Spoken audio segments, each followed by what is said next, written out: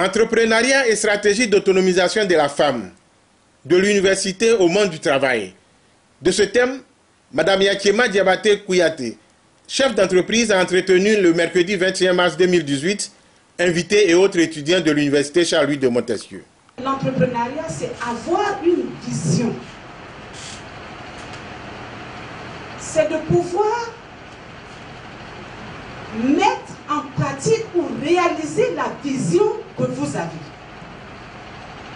Et que cette vision-là puisse répondre à une problématique dans la société.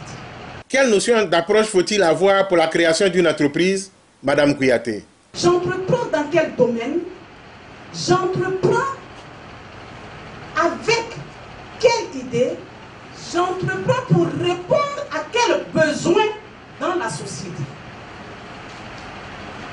Et je me donne les moyens, tous les moyens possibles de pouvoir atteindre, je veux dire les objectifs, de satisfaire non seulement ce besoin-là qui est exprimé, mais l'entrepreneuriat a pour but principal sur le plan économique de réaliser des résultats, des bénéfices. De l'autonomisation de la femme, Madame la conférencière a donné sa vision. L'autonomisation, les anglophones diront empowerment. Ça traduit mieux, certainement. Donner le pouvoir, acquérir le pouvoir social, le pouvoir économique, le pouvoir politique. L'autonomisation de la femme, c'est de permettre à cette femme-là d'avoir une dignité dans la société. C'est de permettre à cette femme-là de faire et de déterminer ses choix. C'est de permettre à la femme, de façon spécifique, ou même à tout le monde, d'avoir accès aux ressources et aux opportunités. C'est également le droit d'avoir le contrôle sur sa propre personne, tant à l'intérieur qu'à l'extérieur de son foyer, et la capacité d'influencer le changement social afin de créer un ordre économique et social plus juste, normal, de façon nationale ou de façon internationale. Je retiens ici le mot justice, qui en réalité parle d'équité. En quête d'éléments pour instruire les participants à la conférence, Mme Kouyaté s'est interrogée. Pourquoi parle-t-on tant de l'autonomisation du côté de la femme? Vous savez l'histoire de l'humanité, et surtout l'histoire particulièrement de l'Afrique, où des préjugés, des stéréotypes relèguent la femme à un certain niveau.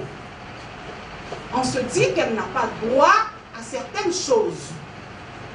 Et donc, à partir de ce moment, on ressent un gap dans la considération que nous avons de la femme ou que nous avons de l'homme. Il ne s'agit pas ici, il est très important de le souligner, parce qu'il y a beaucoup d'amalgame. L'autonomisation de la femme ne veut pas dire que la femme devient un homme. Créer une entreprise, selon Mme Yakiema Diabaté Kouyaté, c'est du reste retenir des valeurs. Vous ne pouvez pas avoir une entreprise, quelle que soit la taille de l'entreprise, et ne pas fonder l'existence de cette entreprise-là sur des valeurs. Et donc, il est important pour nous de préserver des valeurs.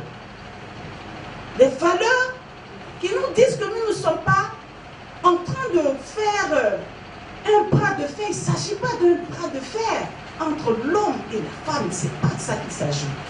Il ne s'agit pas également de dire que les hommes quittent là, que la femme se positionne. Non du tout. Il faut que vous compreniez. Il s'agit tout simplement qu'à un moment donné, la redistribution des ressources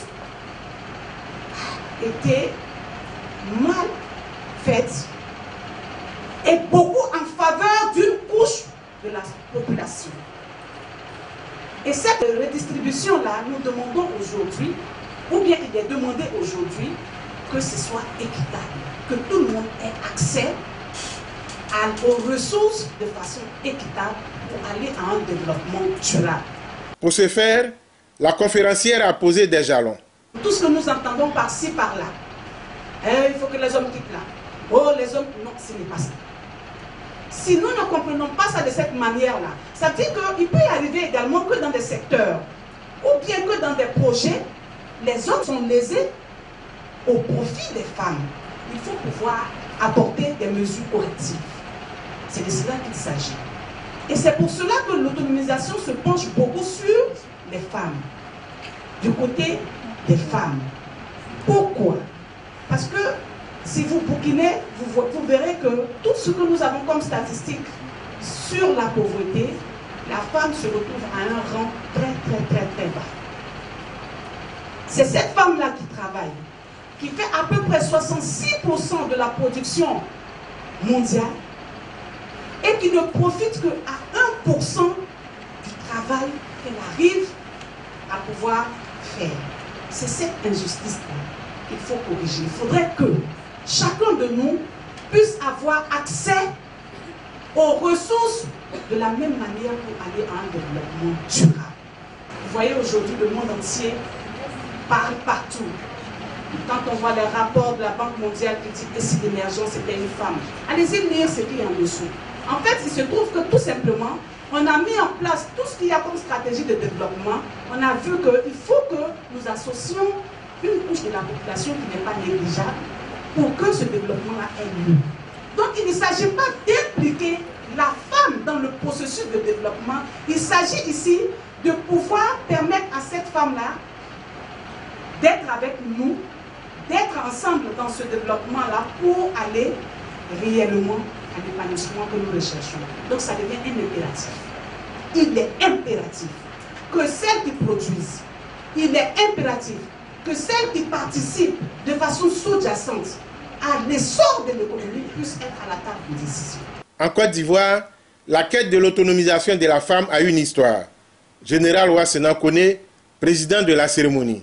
En 1963, l'épouse du président de la République d'alors, le président Félix Houphouët-Boigny, donc Madame Thérèse Houphouët-Boigny, avait créé l'association des femmes ivoiriennes, AFI.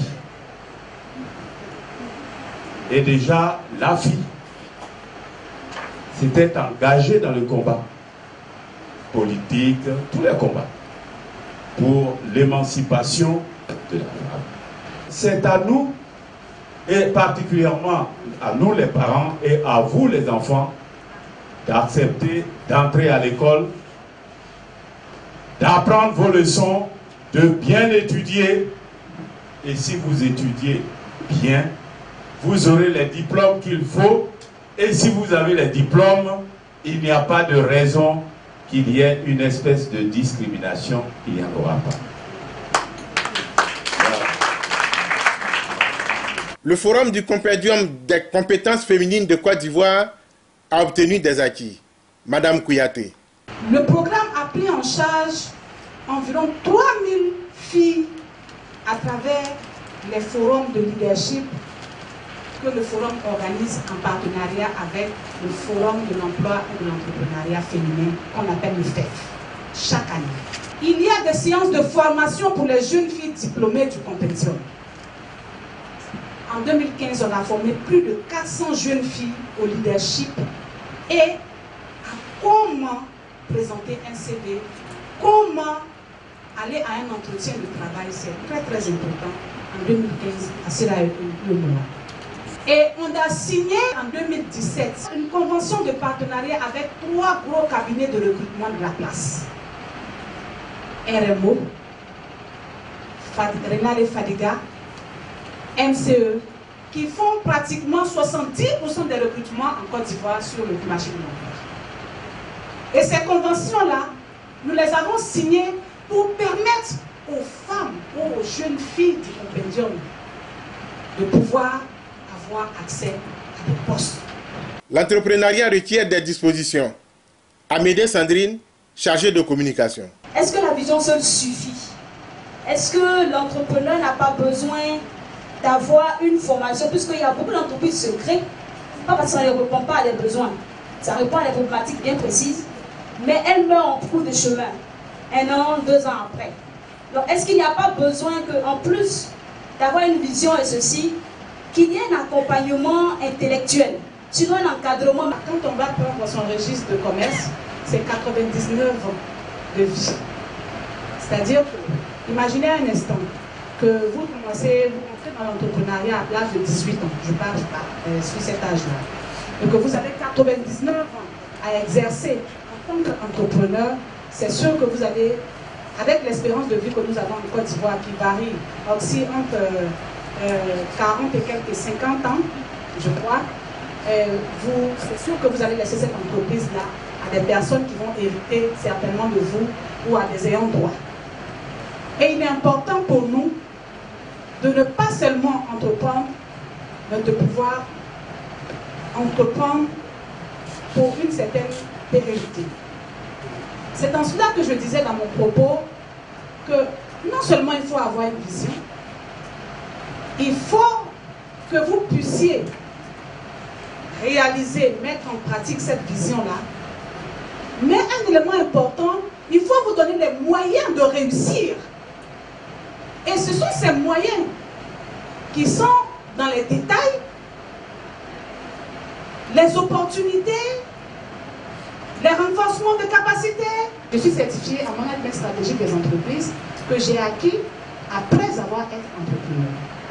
Je suis au sein du mouvement des petites et moyennes entreprises de Côte d'Ivoire, au sein de la CGC. Et je me suis rendu compte à un moment donné qu'il fallait qu'en tant qu'entrepreneur, je puisse avoir ce renforcement de capacité là pour être un bon manager. Et c'est en cela que je me suis inscrit dans ce programme. Et il est important pour nous, pour dire qu'il est important qu'en plus d'avoir la belle idée, en plus de pouvoir entreprendre, d'avoir la capacité, il faut pouvoir se former. Et la formation jusqu'à X âge, ou je dirais même Z âge, pour dire l'alphabet de A à Z, jusqu'à Z âge, on peut se former et on doit se former si Dieu nous donne encore la mémoire. Des opportunités de travail, certaines entreprises les offrent, à l'instar de celle de Léon Rivière Comina, sous-directeur des programmes de l'UNESCO. Nous avons une technique d'augmenter le chiffre d'affaires des entreprises parce qu'on augmente le chiffre d'affaires et puis en même temps on permet l'embauche.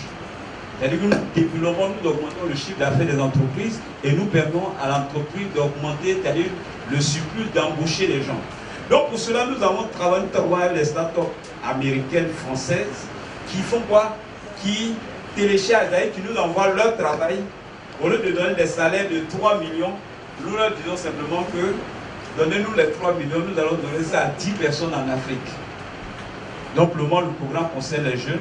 Actuellement, nous sommes à 2200 filles que nous embauchons avec un salaire minimum de 2-3 heures. On appelle ça du télétravail. C'est quelque chose qui a existé en France depuis fort longtemps.